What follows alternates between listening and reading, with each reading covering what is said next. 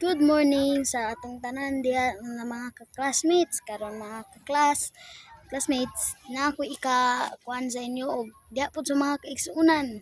Kuan pud kani abi ninyo mga kaigsuonan, malipay ba mo buhay klase? Lipay, pero sa ako lipay pud. Pero abi ninyo, di ba ang uban mga bata kay kung may klase, hala, duwa yapon, mao na malipay. Pero sa ako, mga kagising, malipay lagi ko. Pero, kuan man ko, basa-basa man kong Bible. Dagi ko mo laag. Sabi ninyo mga kagais, bawa na nga di ko mo laag. Sabi ninyo, di ako basa-basa magtuon ko ampo. Isara kay ni kaampo ning ako, pero nakatuon ako.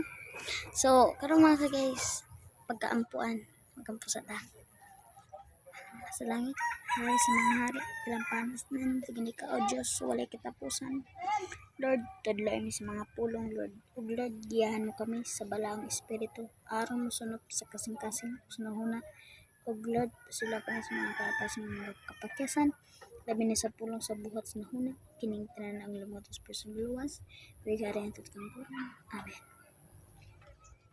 Og that's for all. Thank you for watching. See you soon. Og kamo po mga classmates no. Pagpasa-basa po mo Bible para makakuan mo og verse. Napo ko'y isa ka verse diri mga ka-guys nga para makapahalipay sa inyo. Kani siya guys. So, I remember the deeds of the Lord. Yes, I remember the miracles from long ago.